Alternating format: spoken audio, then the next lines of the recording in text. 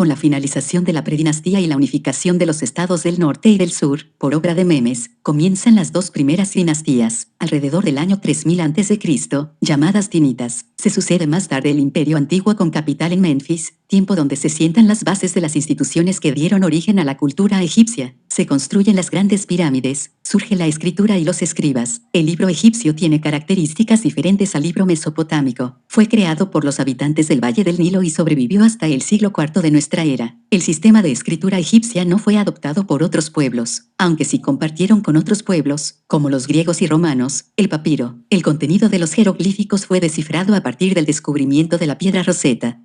Esta fue clave para descifrar los textos egipcios. El hallazgo casual fue en el año 1799, cuando un oficial del ejército francés se puso a desenterrar una antigua fortaleza egipcia, denominada por los franceses Fort Julien, en Rasid. Se trata de un bloque de granito gris con vetas rosadas, con un peso aproximado de 800 kilos, en la que se observaron tres tipos de escritura. La parte superior, formada por jeroglíficos egipcios. En la parte central estaban escritas en demótico y la parte inferior, en griego. Actualmente se exhibe en el Museo Británico de Londres. El alfabeto egipcio es un sistema de escritura que se basa en jeroglíficos, por tanto no se trata de un alfabeto tal y como lo conocemos hoy día, sino que se trata de un sistema que utiliza un lenguaje ideográfico en combinación con la fonética. Jeroglíficos egipcios. Es en el antiguo Egipto donde la categoría de la imagen guarda relaciones más interesantes con la palabra, gracias al desarrollo de la escritura jeroglífica. La palabra jeroglífica es griega y significa escritura sagrada, mediante la cual representaban los motivos extraídos de su vida cotidiana. Es un tipo de escritura que emplea caracteres ideográficos y los combina con caracteres fonéticos que representan uno o varios sonidos. Algunas características. La proporción de lo que representan los signos no se corresponde con la realidad. Su disposición, en vez de estar alineados unos junto a otros, se reagrupan y disponen en el interior de un cuadrado imaginario que segmenta la superficie disponible, ahorrando así un espacio notable. La escritura jeroglífica no deja espacios en blanco, no separa unas palabras de otras ni utiliza puntuación entre frases. Es identificable por su dirección múltiple, hacia donde miran las personas y los animales. La lectura de los signos empieza, habitualmente, por la esquina superior del texto hacia donde miran las figuras, siguiendo un orden de arriba hacia abajo. Existen 4 sentidos de lectura: horizontal de derecha a izquierda o de izquierda a derecha, de arriba a abajo en columna vertical. Los jeroglíficos fueron inscritos sobre los muros de los templos y tumbas, así como en estelas de carácter conmemorativo o funerario. También se encuentran grabados o pintados en diversos objetos: sarcófagos de piedra o madera, recipientes de piedra de uso común o ritual, pequeños fragmentos cerámicos llamados ostraca y, sobre todo, en rollos de papiro. El papiro medía hasta 6 metros de altura. Los filamentos de su interior se sacaban con una aguja y se ubicaban uno junto al otro. Luego, se colocaba otra serie perpendicular a la primera, se alisaba y se generaba presión con alguna superficie. Más tarde se le daba una mano de cola, se prensaba y se secaba al sol. Para culminar se pulía con una piedra para lograr una superficie apta para escribir. Se formaban rollos pegando las hojas con cuidado y puliendo las uniones. Estos rollos se guardaban en jarras o en bolsas de piel para evitar su exposición a la humedad y la luz. Utilizaron tinta en polvo, esponja y cuchillos para raspar. La tinta de color permitía resaltar lo que se consideraba importante.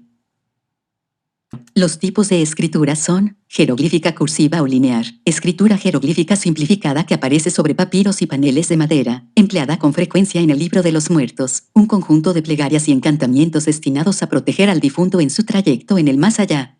Escritura hierática o sacerdotal, variante de la escritura cursiva, resultante del aumento en la velocidad de la escritura, describe formas más redondeadas por el uso del pincel.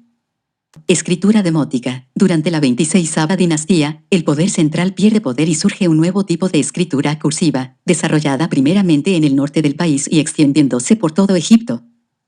El copto, término utilizado para referirse a la última fase de la lengua egipcia y a la escritura que la expresa. Los primeros cristianos, asentados en territorio egipcio, sienten la necesidad de escribir los textos evangélicos para transmitirlos a las generaciones venideras. Para ello, desprecian la escritura demótica, por considerarla pagana, y comienzan a traducir los textos bíblicos en caracteres griegos. Así aparece el copto. Es la única forma del egipcio en la que se escriben las vocales regularmente. Constaba de 32 letras, de las cuales 25 fueron tomadas del alfabeto griego, y las 7 restantes, de la escritura demótica.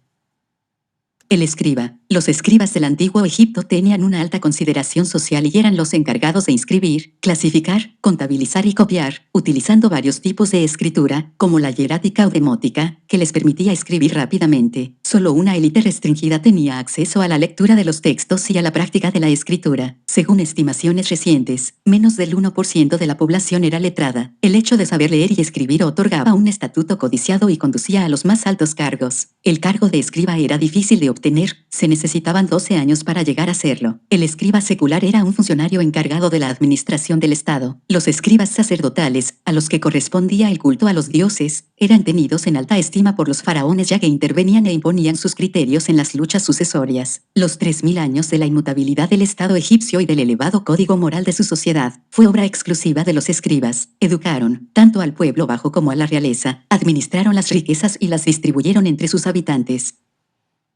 Funciones. Ideograma. La imagen traduce a la vez una idea y una palabra. Sugiere por visión directa un concepto determinado evocando al mismo tiempo el nombre del ser, del objeto o de la acción que representa. Fonograma. La imagen indica uno o varios sonidos y no un significado. El jeroglífico, así utilizado, sirve de vehículo no para el significado sino para el valor fonético de lo representado. La lengua del antiguo Egipto era consonántica. Los fonogramas solo anotaban las consonantes y no las vocales. Determinativo. Se trata de un signo sin valor fonético que se coloca al final de la palabra escrita para indicar la categoría semántica a la que pertenece. El papel más importante del determinativo es evitar toda confusión entre las palabras homófonas. Números. El sistema de numeración egipcio tiene una característica importante en común con nuestro sistema de numeración actual. Se trata de un sistema decimal, es decir, los números se dividían en grupos de 10, unidades, decenas, centenas, etc. El sistema decimal de los egipcios disponía de un símbolo para representar una unidad, otro símbolo para representar una decena, otro para una centena y así sucesivamente hasta llegar a 1.000.000.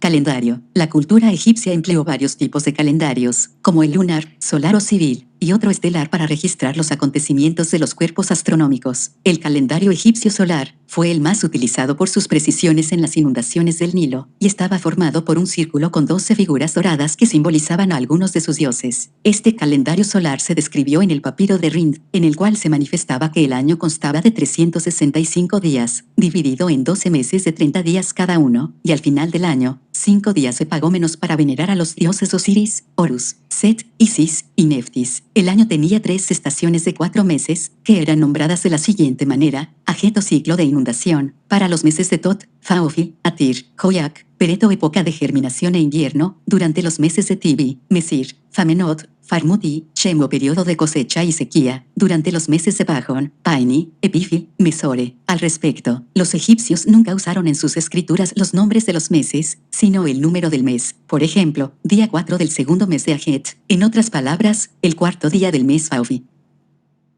Corpus de textos. Podemos dividirlos en 5 categorías: literatura religiosa, documentos de carácter científico y administrativo, cartas privadas, relatos autobiográficos, textos literarios. Literatura religiosa. El corpus más antiguo de textos religiosos son los conocidos como texto de las pirámides, grabados en los muros de pirámides reales. También, con un contenido exclusivamente funerario, aparecen en el Reino Medio el conjunto de fórmulas e himnos que constituyen el llamado Libro de los Muertos. Escrito sobre papiro y con ilustraciones de gran belleza, está coloreado en varias tintas. Documentos de carácter científico y administrativo. Los egipcios fueron un pueblo muy avanzado para su época. Ejemplo, los papiros matemáticos que enseñan desde las operaciones más básicas hasta la resolución de problemas complejos utilizando fracciones. Cartas privadas. Las más importantes, sin duda, son las descubiertas en una tumba tebana por H. Winlock. Estas son las cartas de Ekanakte, fechadas en la 11ª dinastía. Los relatos autobiográficos inscritos en las paredes de las tumbas de nobles y en aquellos lugares donde el ejército real se trasladaba tanto en misiones militares como de apoyo a los trabajadores. Textos literarios, tales como El cuento del náufrago, El campesino elocuente, La historia de Sinué. Bibliotecas. Las principales bibliotecas se hallaban en las casas de la vida. En ellas se realizaban los estudios superiores y se albergaba la tradición cultural. Los escribas y los sacerdotes tenían acceso a este material, aunque solo los primeros podían realizar copias.